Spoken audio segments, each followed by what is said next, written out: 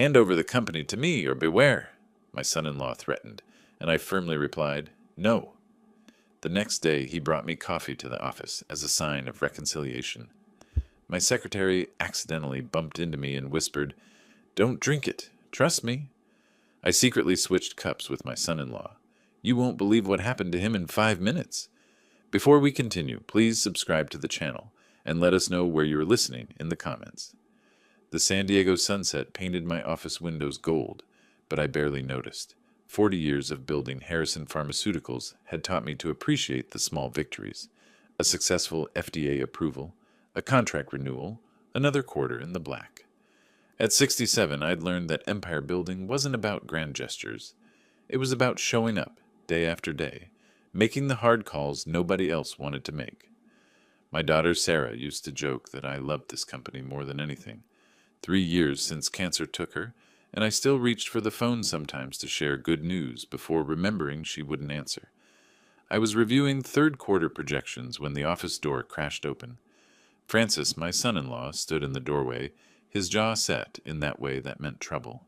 He'd been Sarah's husband for 6 years before she passed, and I'd kept him on as VP of Sales afterward. Partly out of loyalty to her memory, partly because he was actually decent at the job.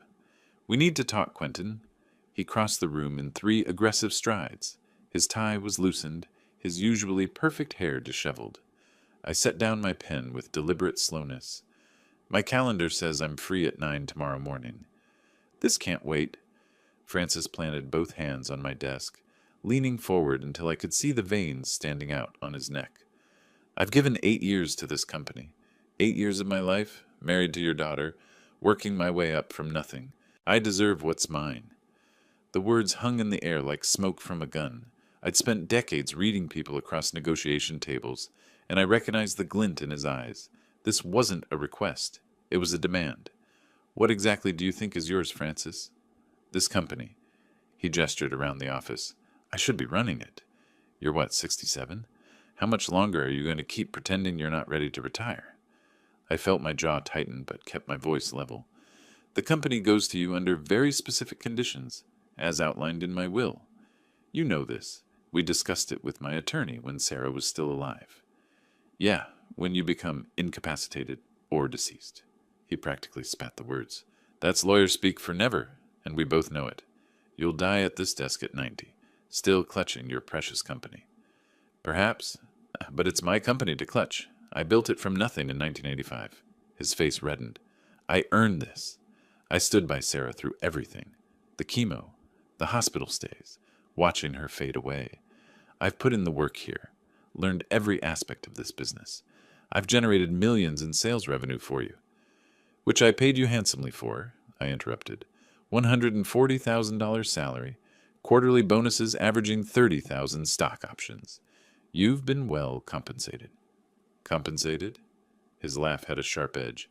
"You think a salary is enough? I was family, Quentin. I am family.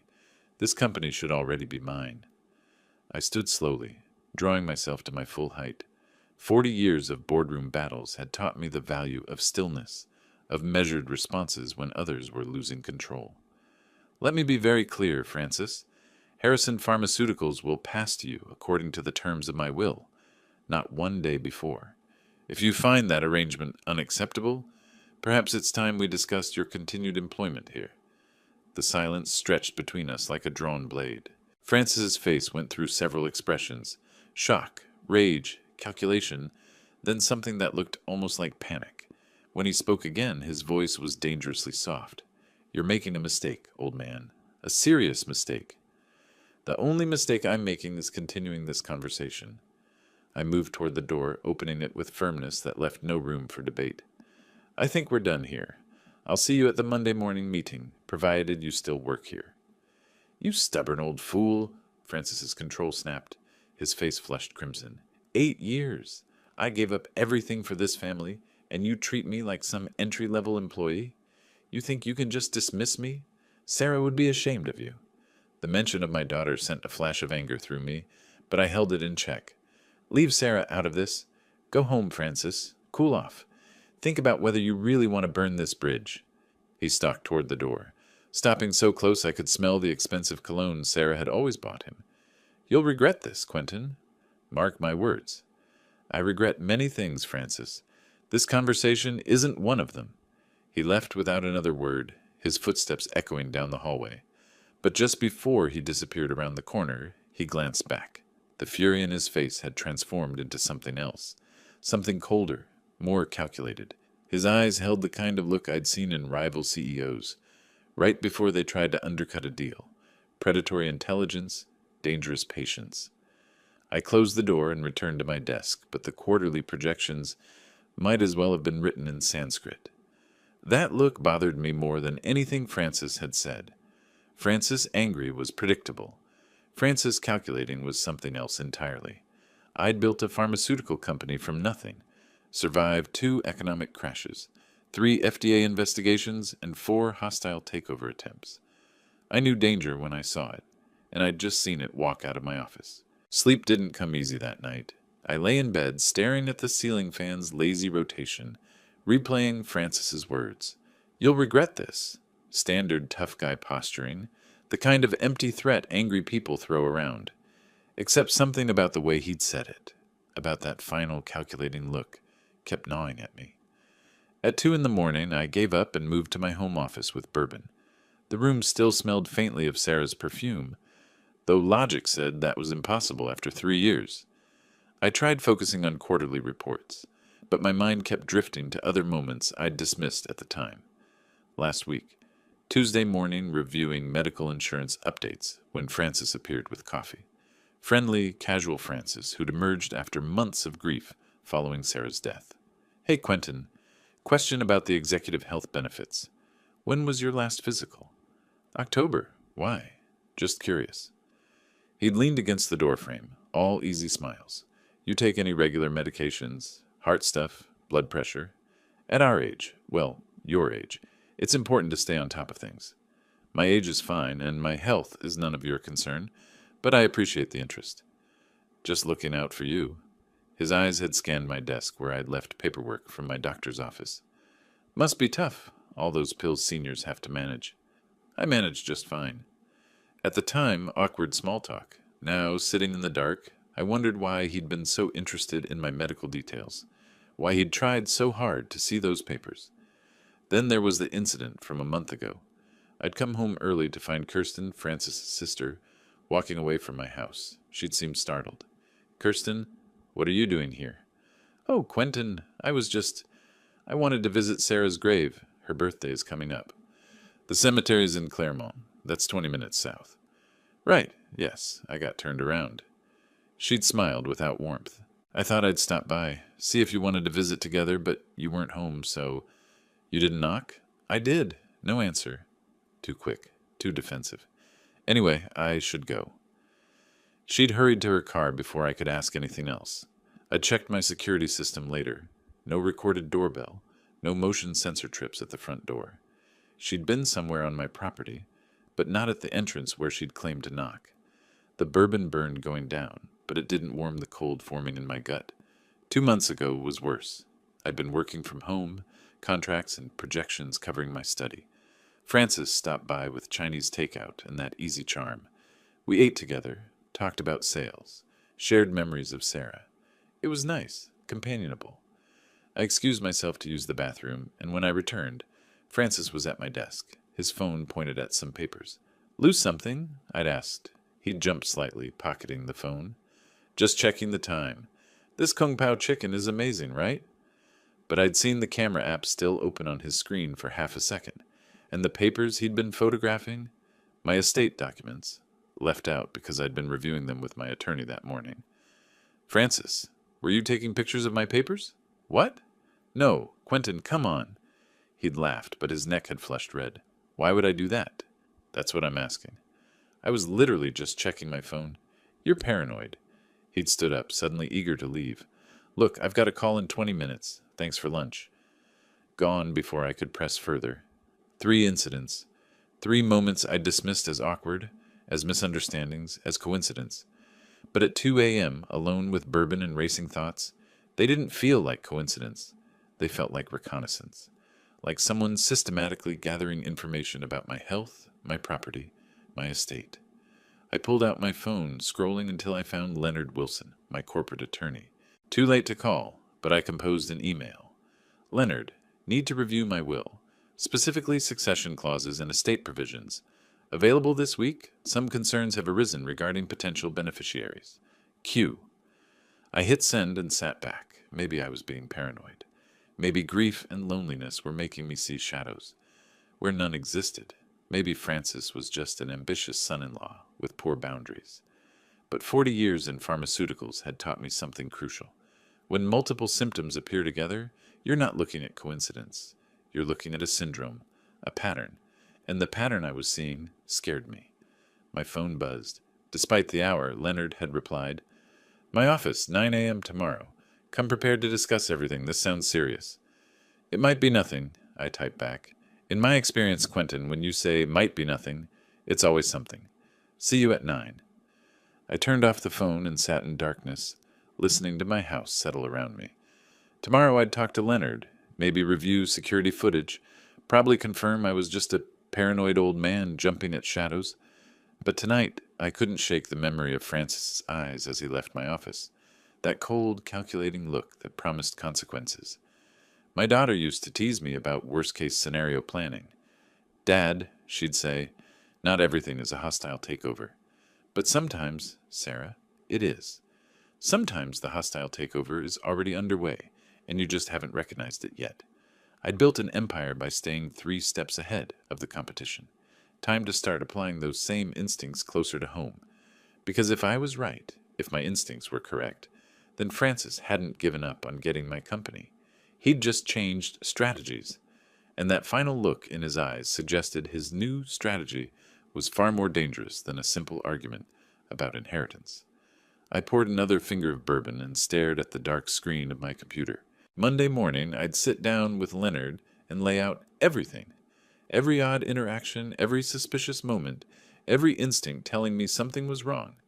And if Leonard thought I was crazy, well, I'd rather be a paranoid old man than a dead one. Saturday morning arrived with fog rolling in from the Pacific. I'd barely slept. Spent most of the night running scenarios. Leonard had confirmed our 9 a.m. meeting. "Bring everything." I was at my desk by 7 when Lisa Morgan, my secretary of 20 years, knocked. "You're here early. Everything okay after yesterday?" "Define okay." I managed a wry smile. Frances and I had words. I heard raised voices. She hesitated. "Quentin, if you need to tell me something." "Not yet, but thank you." At 8:45, Francis appeared in my doorway holding 2 cups from Coastal Brew, the artisanal coffee shop I'd mentioned liking months ago. "Morning, Quentin." His smile was sheepish, apologetic. Yesterday's fury had vanished, replaced by the charming son-in-law who'd courted my daughter 9 years ago. "Got a minute?" Every instinct screamed caution, but I gestured to the chair. "I have a meeting at 9. "This won't take long." He set 1 cup on my desk. "About yesterday, I was completely out of line. The stress, the anniversary of Sarah's passing coming up, I lost perspective. The mention of my daughter's name was calculated, but his delivery was flawless, eyes misting slightly, voice catching just enough to seem genuine. "We all have bad days, Francis." No, it was more than that. He leaned forward, hands clasped. "I've been carrying this resentment, feeling like I haven't lived up to what Sarah would have wanted. She believed in me, and I feel like I'm failing her memory." If I hadn't spent 40 years watching people lie across conference tables, I might have believed him. But his words felt rehearsed, practiced in front of a mirror. "Sarah had faith in both of us," I said carefully. "Exactly. Which is why I brought a peace offering. Your favorite, single-origin Ethiopian, light roast, oat milk," he remembered. That was Francis's gift, cataloging people's preferences. I'd watched him do it with clients for years. "That's thoughtful. I know words are cheap after yesterday." He picked up his own cup, took a sip. "But I mean it, Quentin. I want to do better. For Sarah's sake." We talked about work, about a new pharmacy contract, mundane business that felt surreal. Francis was animated, the consummate salesman pivoting after a blown pitch. I was reaching for the coffee when Lisa burst through the door. "Mr. Harrison, I'm so sorry." She was moving fast, her foot catching on the Persian rug. Papers flew as she stumbled forward, colliding with me hard enough that I nearly dropped the cup. "Lisa!" Frances jumped up. "Are you all right?" "I'm fine. I'm so clumsy." She was on her knees gathering papers, and as she reached past my leg, I felt her hand grip my ankle. Her voice dropped to barely a whisper. "Don't drink it. Trust me." The words were so quiet I almost missed them, but they hit like a hammer. "Let me help you," I said, kneeling beside her. Francis was checking his phone, oblivious. Lisa's eyes met mine for half a second. They were terrified. I stood, helping her up, my mind racing. "Sorry about that. I really need to watch where I'm going," she said loudly. "No harm done." 40 years of negotiations had taught me how to make decisions under pressure while appearing calm. "Francis, I just realized, I grabbed coffee at home. This'll get cold during my meeting." I picked up both cups. "Lisa, would you mind getting us fresh ones from the break room?" "Of course." She practically fled. Francis looked at me oddly. "Quentin, the coffee's fine." Humor an old man's quirks. I was already walking toward my kitchenette. "Besides, I want to show you something on my computer." I set both cups down, deliberately positioning them. Francis's Coastal Brew cup on the left, mine with the Harrison Pharmaceuticals logo on the right. "Let me pull this up." I moved to my computer. Francis followed. His phone buzzed. "Sorry, I need to take this. Client emergency." He stepped to the window, phone to his ear. I moved fast. Switched the cups. 3 seconds, maybe 4. Francis finished his call. Where were we? "Market analysis." I showed him meaningless data. We talked for 5 minutes. Then Lisa returned with 2 steaming mugs. "I'll take one to go," I said, grabbing a mug. "Don't want to be late." Francis nodded, reaching for what he thought was his original cup, the one with my company logo. "Thanks for the coffee earlier, and for the apology." "Of course." He raised the cup, smiled, took a long drink. I watched his face. Nothing changed. Then slowly his expression shifted. Confusion, then discomfort. "You okay?" "Yeah, He set down the cup, hand going to his stomach. "Feel a little off." "Something you ate?" "Maybe." Sweat was beading on his forehead. "Could I use your bathroom?" "Of course." He stood, swayed. His hand shot out to steady himself against my desk. "Francis?" "I'm fine, just dizzy." His breathing had changed, faster, shallower, color draining from his face. "Sit down." I was already reaching for my phone. "Lisa, call 911. "What? Why?" Francis looked genuinely confused. "Because something's very wrong, and I'd rather be safe than sorry." I kept my voice calm, clinical. "How do you feel?" Specifically. "Nauseous. Dizzy. My heart's racing." He looked at me with real fear. "Quentin, what's happening?" "That's what we're going to find out." Lisa appeared in the doorway. "Ambulance is 3 minutes out." Francis was gripping the desk, knuckles white. "I don't understand." "Neither do I," I said, and waited. The paramedics arrived in under 4 minutes. Professional, efficient, asking questions while Francis sat in my chair, looking increasingly panicked. His pulse was 130. Blood pressure 160 over 95. "I'm fine," Francis protested weakly. "Probably just food poisoning." "Sir, with your symptoms, we'd rather have you checked out." The older paramedic, a no-nonsense woman, was already preparing the gurney. I stepped forward. "I'm Quentin Harrison. I own Harrison Pharmaceuticals. We manufacture cardiac medications. These symptoms could indicate several conditions. I'd strongly recommend a full toxicology panel." The paramedics exchanged glances. "What makes you think toxicology?" 40 years in pharmaceuticals teaches you to think about these things." Francis stared at me. "Toxicology? Quentin, what are you saying?" "I'm saying let's rule out every possibility." They loaded him onto the gurney. As they wheeled him out, he asked weakly, "Will you call my father and Kirsten?" "Of course," I lied. The moment the elevator closed, Detective Vernon Cooper stepped out of the second elevator. Mid-50s, built like he still hit the gym, with eyes that missed nothing. I'd met him once at a charity fundraiser. "Mr. Harrison, your secretary called dispatch. Said you'd requested police presence for a possible poisoning." "Lisa did that?" I turned to her. "You told me to call 911. I called the right 911. "Smart woman. Come into my office, detective. Lisa, join us." We settled in, Cooper in Francis's chair, Lisa on the sofa, me leaning against my desk. The coffee cup still sat in the kitchenette. "Start from the beginning," Cooper said. I explained yesterday's confrontation, Francis's appearance this morning with coffee, Lisa's warning, Cooper's pen scratched across paper. Ms. Morgan, what made you warn Mr. Harrison? Lisa's hands twisted in her lap. I came in early, around 6:30, lower garage. When I got to the elevator, I heard Francis on speakerphone. He didn't see me. There's a pillar blocking the view. What did you hear? A woman's voice. She asked if he had the coffee. He said yes, it was ready. Then she said, Lisa swallowed. She said, 20 minutes after he drinks it. That's what the nurse said. The digoxin won't show up right away. It'll look like his heart. The temperature in the room dropped. Digoxin? Cooper repeated. A cardiac glycoside, I said quietly. My company manufactures it. In therapeutic doses, it treats heart failure. In higher doses, extremely dangerous. In elderly patients, an overdose could easily be mistaken for a heart attack. Cooper's eyes sharpened. You're saying your son-in-law just attempted to murder you with your own product? I'm saying something's very wrong, and I'd like those cups tested immediately. Done. Cooper made a call. Within minutes, an evidence team was photographing, sealing, documenting everything. Mr. Harrison, why did you switch the cups?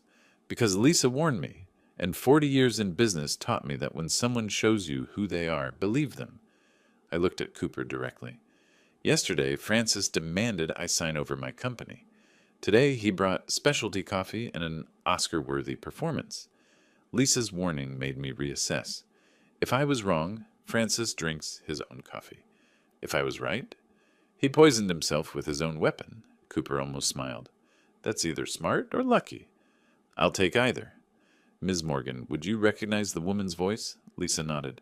Kirsten, Francis's sister. She's been to office parties. I'd know her anywhere. Cooper made another note. Kirsten Davis. She's a nurse? At Mercy Hospital, I confirmed. Cardiac unit. Convenient. Cooper stood. Mr. Harrison, I'll be blunt. If you're correct, you just prevented your own murder. Francis Davis will be under police guard. We'll fast-track toxicology on both him and the coffee. I'll need you at the station later for a formal statement. What about Kirsten and Roland, Francis's father? One step at a time. Let's see what the tests show. Cooper headed for the door, then paused. Your instincts probably just saved your life. After he left, Lisa and I sat in silence. I'm sorry, she finally said. I should have come to you immediately, not waited. You did exactly right. If you'd told me beforehand, I might have confronted Francis directly. This way we have evidence. I moved to the window. The fog was burning off, revealing blue sky. Lisa, did Francis seem surprised when he got sick? Genuinely shocked. Good. That means he doesn't know yet. I turned back. How long have you worked for me? 20 years next month. In all that time, have I ever asked you to do something ethically questionable? Never. I'm not starting now. But I need you to trust me. There's more going on than just today. Francis, Kirsten, maybe Roland. They've been planning something, and I intend to find out exactly what. What do you need? For now, act normal. If the Davis family calls, you haven't heard anything beyond Francis felt ill and went to the hospital. Can you do that? Yes. Thank you. For everything, especially this morning. I liked Sarah. She deserved better than Francis. After she left, I pulled up my company's security system, the pharmaceutical storage area, camera feeds, access logs. If Francis stole digoxin from our inventory, there'd be a record. My phone buzzed. Leonard, heard about the incident. Are you all right? Still want to meet? I typed back, more than ever, but let's make it your office. Mine might be a crime scene soon. His response, on my way to collect you. Stay put. I looked at the coffee cups, now evidence bags. At my desk where Francis had sat sweating, confused. Drinking poison meant for me. At the fog clearing from the windows. 40 years building an empire. 3 years mourning a daughter. 1 night suspecting treachery. 1 moment this morning when everything changed. Francis wanted my company badly enough to kill for it. He'd get his day in court, just not the kind he'd planned. I pulled out my phone and started making a list. Evidence needed. Questions requiring answers. People to be contacted. Leonard taught me long ago, when someone declares war, you don't negotiate. You win. The paramedics worked with practiced efficiency, but I saw the shift when I mentioned toxicology. The older one, Maria, exchanged a glance with her partner. Mr. Harrison, what makes you suspect poisoning? I own Harrison Pharmaceuticals. 40 years teaches you to recognize symptom patterns. I gestured toward Francis on the gurney. Rapid onset, cardiac involvement, GI distress, cardiotoxic agent. Maria nodded. We'll inform the ER. They'll run a full panel. As they wheeled Francis out, he looked at me with genuine confusion. Quentin, I don't understand what's happening. Neither do I, Francis. But we will. The elevator doors closed. I turned to Lisa. Call Detective Cooper. Tell him possible attempted poisoning. Cooper arrived within 20 minutes. Sharp eyes, skeptical demeanor. Mr. Harrison, your secretary mentioned a poisoning incident. Come in, Detective. Lisa, join us. I laid it out chronologically. Friday's confrontation. This morning's coffee. Lisa's warning. The cup switch. Ms. Morgan, what prompted you to warn Mr. Harrison? Lisa's voice was steady despite her pallor. I arrived at 6:30, parked in the lower garage. At the elevator, I heard Francis on speakerphone. A woman's voice asked if he'd taken care of the coffee. He said yes. He'd picked it up from Coastal Brew. She took a breath. Then she said, 20 minutes after he drinks it. That's what the nurse said. The digoxin won't show up on preliminary screens. It'll look like his heart gave out. Cooper's pen stopped. Digoxin. That's cardiac medication. My company manufactures it, I said quietly. Therapeutic doses help heart failure. Excessive doses are lethal. In elderly patients, overdose presents identically to natural cardiac arrest. Did Francis see you, Ms. Morgan? No. There's a concrete pillar. I stayed hidden. Cooper turned to me. You switched the cups? When his phone rang, he turned away. 3 seconds. He drank from what he thought was my cup, the poisoned one. He poisoned himself with his own weapon. Cooper's expression stayed neutral, but I caught something. Respect, maybe. That's brilliant or lucky. I'll take either. Miss Morgan, would you recognize the woman's voice? Absolutely. Kirsten Davis, Francis's sister. Cardiac nurse at Mercy Hospital. I'd know her anywhere. Cooper made notes. A cardiac nurse who knows digoxin dosing. Convenient. He pulled out his phone, called for an evidence team. While he coordinated, I pulled up our security system. Pharmaceutical storage, multiple cameras, digital timestamps. If Francis stole digoxin, there'd be a record. Detective, look at this. Cooper leaned over as I navigated. June 10th, 7:15 p.m. Francis entering the pharmaceutical storage room with his VP access card when the facility should have been empty. That's your digoxin storage? Yes. Only authorized personnel have access. Francis isn't one. But he had a key. A copy of someone's key, I fast-forwarded. 4 minutes inside. Leaves with his pocket bulging. Cooper's jaw tightened. I'll need copies. Within the hour. The evidence team arrived, photographing everything, bagging the cups with meticulous care. One technician held up Francis's cup. This one has lipstick traces. This one doesn't. The clean one is poisoned, I explained. Francis brought it for me. After I swapped them, he drank from the poisoned cup. We'll run gas chromatography mass spectrometry. If there's digoxin, we'll find it. How long? 4 to 6 hours. After they left, Cooper turned to me. Did you add anything to either cup? No.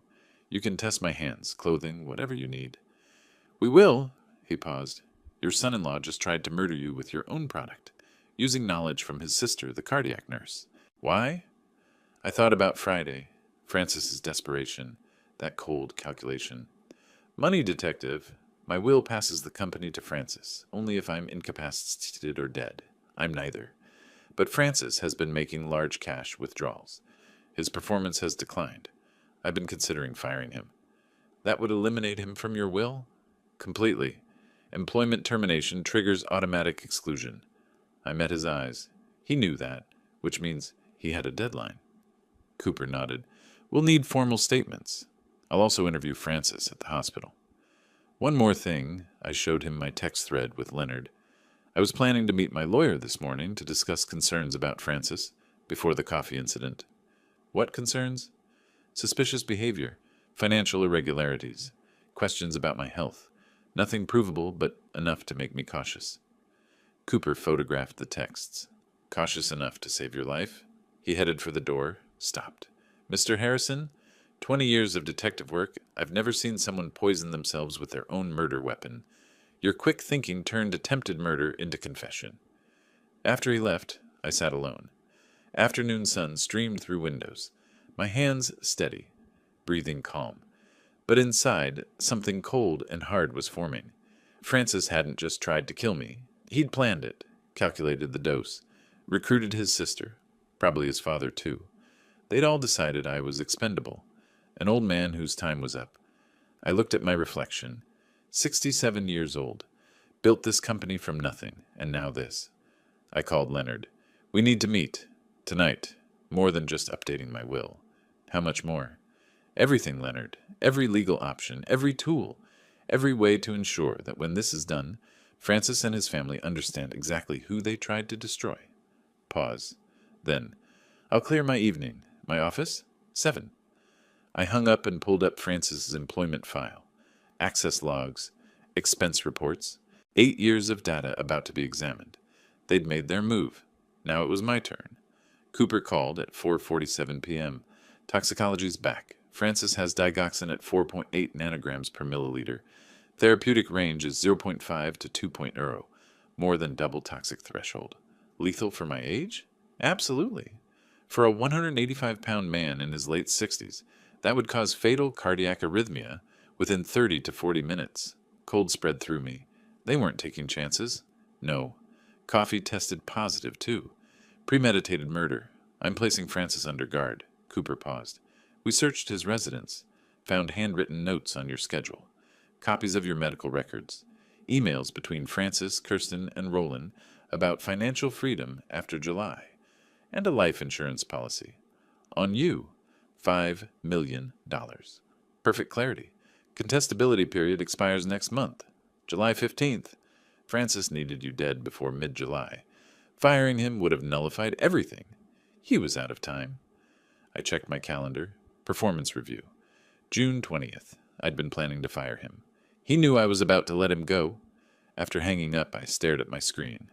$5 million insurance. $28 million company. 33 million reasons. Soft knock. Lisa entered. Douglas Miller from IT needs to speak urgently. Douglas looked uncomfortable. 52. Balding. 15 years with us. Come in. He set his laptop down, pulling up login records.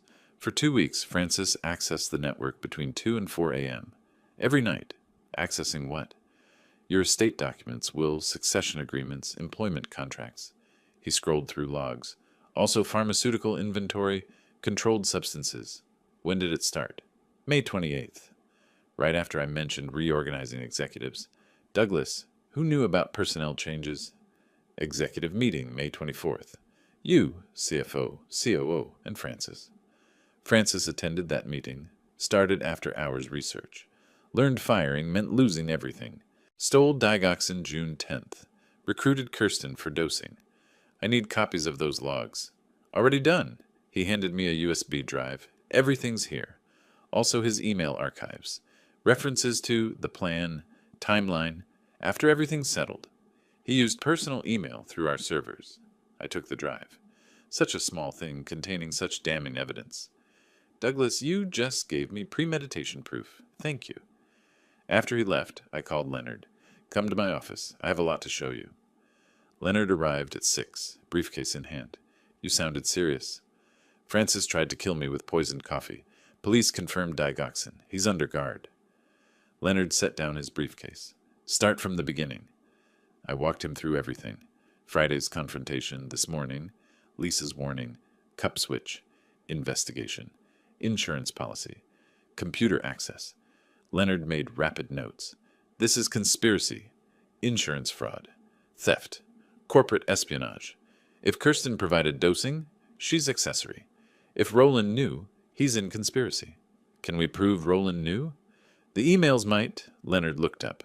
What do you want? Justice, revenge, protection? All three.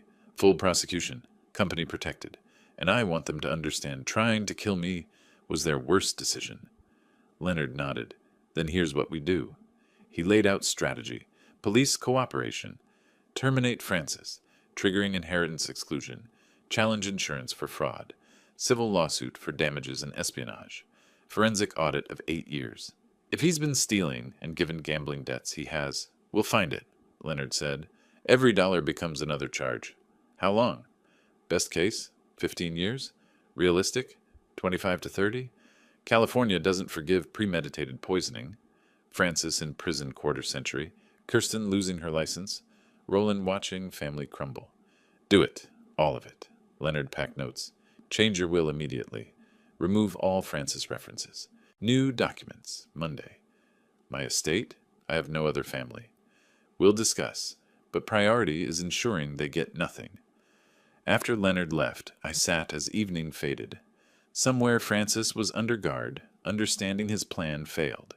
Somewhere Kirsten and Roland were figuring their next move. They wouldn't find one. I pulled up security footage, watching Francis steal poison he thought would make him rich. He'd been so sure, so confident, certain an old man wouldn't see it coming. But 40 years building from nothing teaches survival.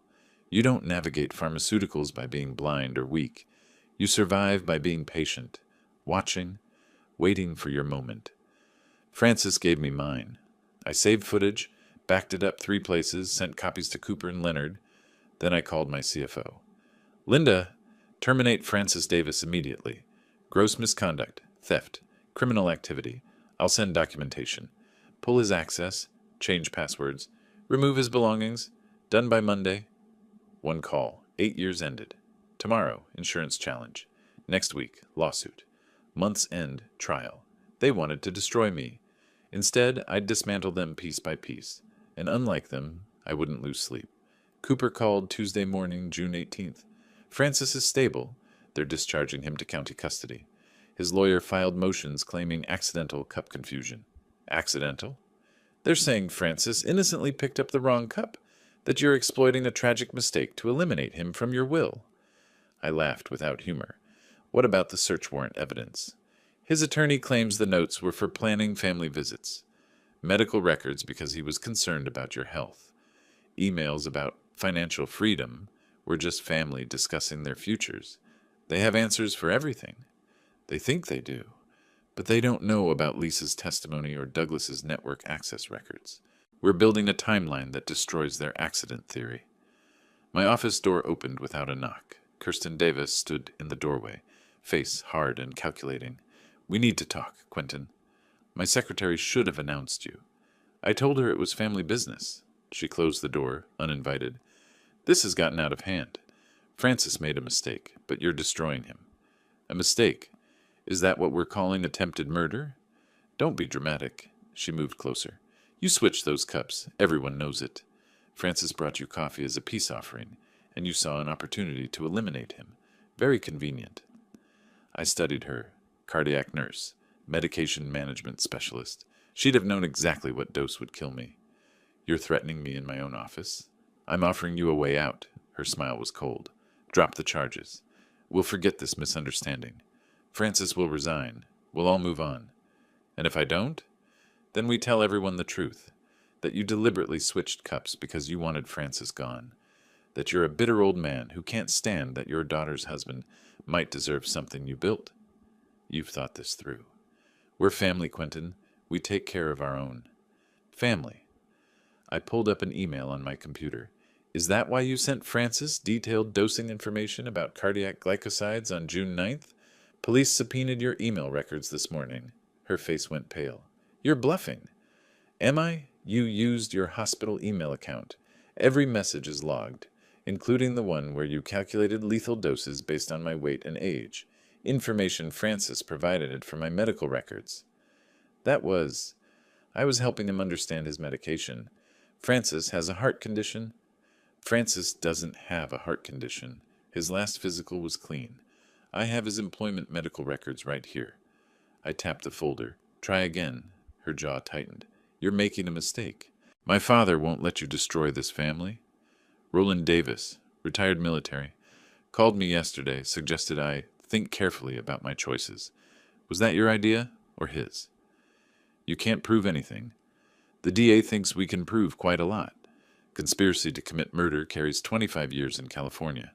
Add in your nursing license violation, providing lethal dosing information, and you're looking at professional ruin even if you avoid prison." She stood abruptly. "You'll regret this. My father knows people. Important people. This isn't over. You're right. It's not over. But when it is, all three of you will understand something. I built this company by being smarter than people who underestimated me. You should have done your research." After she left, I called Leonard. They made their first move. Kirsten showed up with threats. "Did she threaten you explicitly?" "Implied consequences if I don't drop charges. Mentioned her father's important connections. I recorded it. My office has audio surveillance." "Perfect. That's witness intimidation. I'll have Cooper pick her up this afternoon." That evening, my phone rang. Unknown number. "Mr. Harrison?" The voice was rough, authoritative, military bearing. "Roland Davis. Time we spoke man to man." "I don't have anything to say to you." "Then listen. My son made a mistake, but family forgives family. Drop this vendetta, and we'll make it worth your while. Francis will disappear from your life. You'll never hear from us again. And if I don't, then you'll find out what it's like to fight people with nothing left to lose." His voice hardened. "You're alone, Quentin. No wife, no daughter, no grandchildren. You think that company will keep you warm at night? Think those lawyers will visit you when you're dying?" The words hit harder than I wanted to admit, but I kept steady. "Your son tried to murder me for money. Your daughter helped him plan it. And you're calling to threaten me? Tell me, Roland, were you always this proud of your children's accomplishments, or is attempted murder a new milestone?" Silence. Then, "You just made the biggest mistake of your life." "No, the biggest mistake was yours. You raised a son who thought killing his father-in-law was easier than earning his own success. Now you're all going to pay for it." I hung up and immediately called Cooper. "Roland Davis just threatened me. I recorded it." "They're not helping themselves, are they?" "No, they're desperate, which makes them dangerous." "Agreed. I'm putting a patrol car on your street tonight. Vary your routine. Different routes to work, different times. Until we have them all in custody, assume they're capable of anything." After Cooper hung up, I sat in my office. San Diego's city lights spreading below. The Davis family was circling, trying to find weakness, trying to make me afraid. But I wasn't afraid. I was angry. And anger, properly channeled, was far more useful than fear. I started composing an email to Leonard. "Prepare for aggressive defense. They'll claim I poisoned Francis. We need Dr. Chang's testimony locked down, and forensic analysis proving I never touched the poison cup. Also, subpoena Francis's bank records. I want to know exactly how bad his gambling debts were." They wanted war. They'd get it. But they'd forgotten one crucial thing. I'd been fighting corporate battles since before Francis was born, and I'd never lost. The next 2 weeks became methodical destruction. Every morning I met with Leonard and reviewed evidence. Every afternoon Cooper brought updates. Every evening I built the case that would bury the Davis family. June 19th. Leonard secured Francis's financial records. Gambling debts. $340,000 owed to offshore betting sites. Payment demanded by July 15th. They were threatening exposure to his creditors, Leonard explained. Francis was desperate. This wasn't opportunistic. It was survival. June 22nd. Dr. Terry Chang, my toxicologist colleague of 20 years, finished his analysis. He arrived carrying a thick folder. "Quentin, this is slam dunk testimony." He spread photos across my desk. The digoxin concentration in the poison cup was 2.4 milligrams per 8 ounces, 10 times therapeutic dose. For a man your age and weight, this would cause ventricular fibrillation within 40 minutes. Death would follow quickly. And Francis's blood levels. Consistent with ingesting approximately 75% of that cup. He got a near-lethal dose himself. Terry paused. "Here's the critical part. The digoxin was pharmaceutical grade, identical to your company's, and the concentration suggests it was added within 2 hours of Francis arriving at your office." "Meaning?" "Meaning you couldn't have poisoned it. You'd need concentrated digoxin solution, precise dosing equipment, time to dissolve it properly. The coffee shop is 12 minutes from your office. The time frame doesn't support their theory."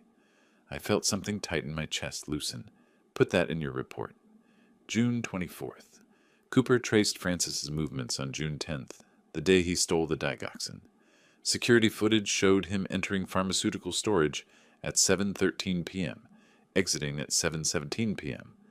Inventory records showed exactly 50 milliliters of concentrated digoxin missing, enough for multiple lethal doses. He took enough to try again if the first attempt failed, Cooper noted grimly. June 27th. The breakthrough came from an unexpected source. Francis's co-worker, sales associate Michelle Torres, came forward. She'd been at the office late on June 15th. I saw Francis in the break room, she told Cooper, with me listening via speakerphone. He was on his phone, pacing. I heard him say, "Tomorrow morning, Coastal Brew at 8:30.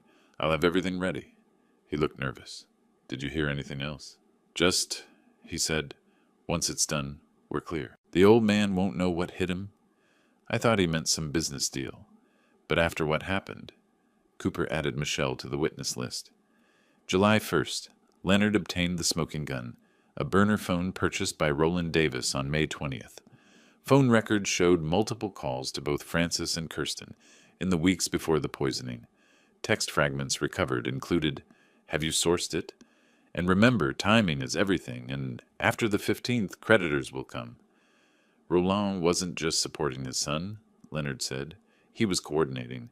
The DA is adding conspiracy charges for all three. July 3rd, I met with Leonard and Cooper at the DA's office. Prosecutor Janet Martinez laid out the case. "We have motive, $340,000 in gambling debts, plus $33 million inheritance. We have means, stolen pharmaceutical-grade digoxin and dosing expertise from a cardiac nurse. We have opportunity, Francis' access to you and the company. And we have intent, phone records, emails, after-hours computer access." "Will it hold up?" I asked. "Mr. Harrison, this is one of the strongest attempted murder cases I've seen in 15 years. The defense will try to flip it, claim you switched cups to frame Francis. But the physical evidence doesn't support that. The timeline doesn't support it. And their own communications prove premeditation." She paused. "There is one thing. Francis's attorney will argue you had motive to eliminate him from your will. They'll paint you as vengeful, manipulative. They'll say you saw an opportunity and took it. Let them. I have 40 years of business records showing I've never acted dishonestly. I have employees who'll testify to my character. And I have the simple fact that if I wanted Francis out of my life, I could have just fired him and changed my will. I didn't need to poison him." Martinez smiled. "That's exactly what I'll say in my opening statement." Back in my office that evening, I compiled everything into a master timeline. 42 separate pieces of evidence, from Francis's first suspicious behavior in April to his arrest. Each piece connected like gears in a clock. Lisa knocked. "Mr. Harrison, it's almost 9. You should go home." "Soon. Just finishing this." She hesitated. "Can I ask you something? Do you think they really would have killed you? Actually gone through with it?" I looked at the evidence spread across my desk. Stolen digoxin, calculated dosage, coordinated planning, deadline pressure from gambling debts. Yes, they would have. They needed me dead, and they were running out of time. That makes people capable of terrible things. "I'm sorry you have to go through this." "Don't be." I looked up. They made their choice. Now they get to live with consequences. After she left, I sat alone with my coffee, regular, safe coffee, and thought about the trial ahead. The Davis family would fight. They'd attack my character, question my motives, try to make me the villain. But I had something they didn't: truth, patience, and the kind of cold, methodical planning that came from 4 decades of building something from nothing. Francis had gambled that an old man would be easy prey. That desperation would make him sloppy. That greed could substitute for intelligence. He'd been wrong on every count, and in 3 weeks, when formal charges were filed, he'd learn exactly how wrong. I pulled up the security footage one last time, watched Francis steal the poison, watched him bring poisoned coffee to my office with that fake smile. "You should have done your homework," I said to the screen. "You should have known who you were trying to kill." Tomorrow, the real work would begin. But tonight, I allowed myself a moment of grim satisfaction. They'd wanted to destroy me. Instead, I was about to dismantle them, piece by careful piece. And unlike them, I'd sleep soundly doing it. July 8th arrived with the weight of inevitability. The San Diego District Attorney's Office filed formal charges against all 3 Davis family members. I watched the news in Leonard's office. Breaking news. Pharmaceutical executive Francis Davis charged with attempted murder using poison. Leonard muted it. The DA is going for maximum sentences. Janet Martinez is prosecuting personally. She doesn't lose often. Bail hearings? This afternoon, they're asking $2 million for Francis, $500,000 for Kirsten, $300,000 for Roland. They can't afford that. Exactly. They'll stay in custody through trial. The bail hearing was brief and brutal. Francis looked haggard, 20 pounds lighter than a month ago. Kirsten's face was stone. Roland's military bearing had crumbled into defeated slouching. Judge Patricia Morrison reviewed the evidence without emotion. Given the premeditated nature, use of poison, and flight risk, bail is set at $2 million for Francis Davis, $500,000 for Kirsten Davis, $300,000 for Roland Davis. Next hearing, July 22nd. The gavel struck. Francis's head dropped. Kirsten closed her eyes. Roland stared at me across the courtroom. I met his gaze without flinching. July 22nd. Preliminary hearing. This was where prosecution proved enough evidence existed for trial. I was the star witness. Janet Martinez was sharp, methodical. Mr. Harrison described the events of June 16th. I walked through it step by step. Coffee, Lisa's warning, cup switch, Francis's symptoms. Every detail precise, clinical. Francis's attorney, Robert Kellerman, cross-examined aggressively. Isn't it true you had motive to eliminate Francis from your will? You saw an opportunity and poisoned him to frame him. Mr. Kellerman, I own a pharmaceutical company. If I wanted Francis gone, I could have simply fired him and changed my will. I didn't need poison or elaborate schemes. Just paperwork. But you switched the cups. After my secretary warned me. Yes, wouldn't you? Murmurs in the courtroom. Kellerman pressed harder. How convenient, you knew exactly what to do. Almost like you'd planned it. I've spent 40 years in pharmaceuticals. When my secretary warns about poisoned coffee, I take it seriously, especially when my son-in-law has exhibited suspicious behavior for months. What suspicious behavior? I detailed everything, the health questions, Kirsten's unexplained presence at my house, Francis photographing documents, Douglas's report of late-night computer access, each piece built on the last. Then Terry Chain took the stand. My colleague, my friend for 20 years, delivered testimony that destroyed Kellerman's theory. The digoxin concentration was 2.4 milligrams per 8 ounces, Terry explained, using a chart. This requires pharmaceutical-grade solution, precise equipment, and 15 to 20 minutes to dissolve without visible residue. Could Mr. Harrison have poisoned the coffee in his office? Impossible. Francis arrived at 8:47 a.m. The secretary entered at 8:52 a.m. That's 5 minutes. Dissolution alone takes longer. Additionally, Mr. Harrison doesn't keep concentrated solution in his office.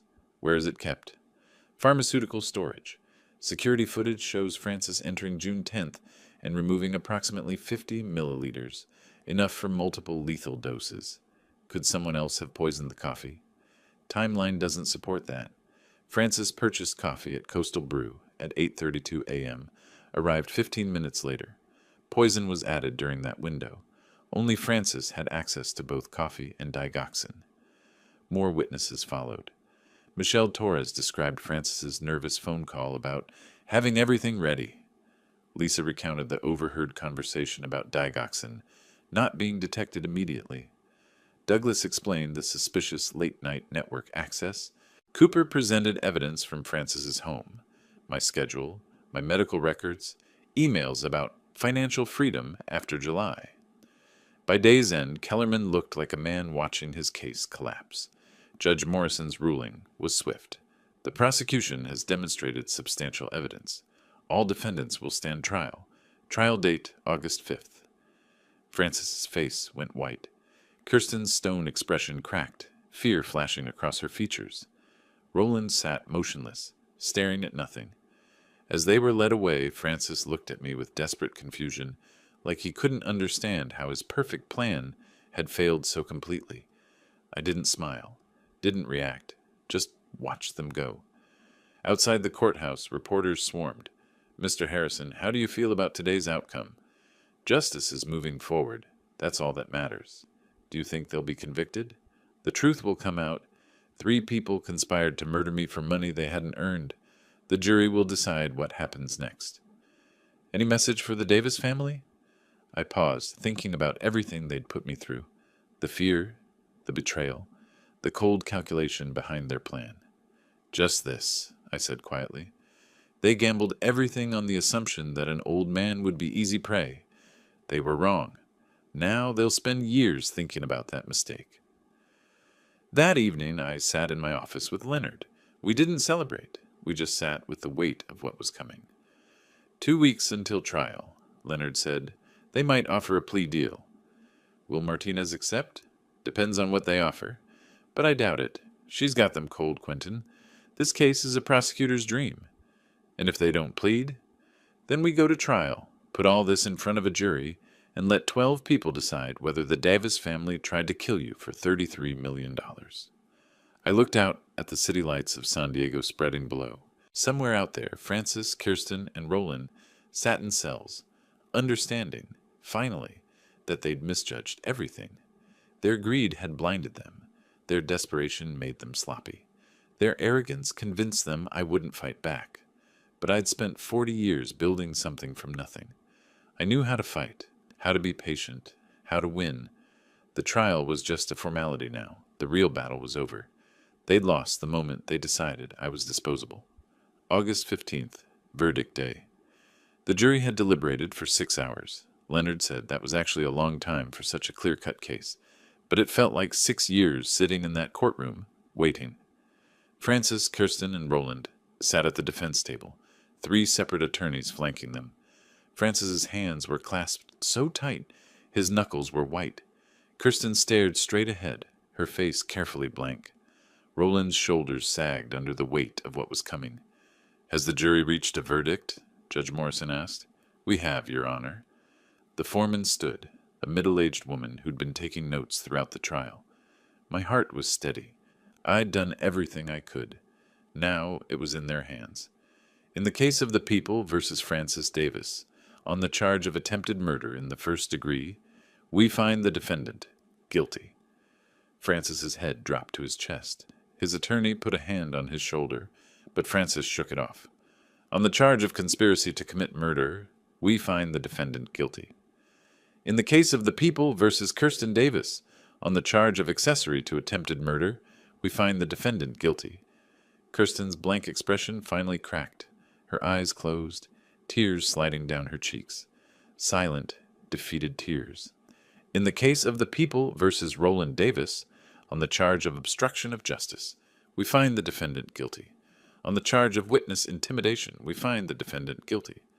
Roland didn't move, didn't react, just sat there like a statue of a broken man. Judge Morrison scheduled sentencing for August 20th.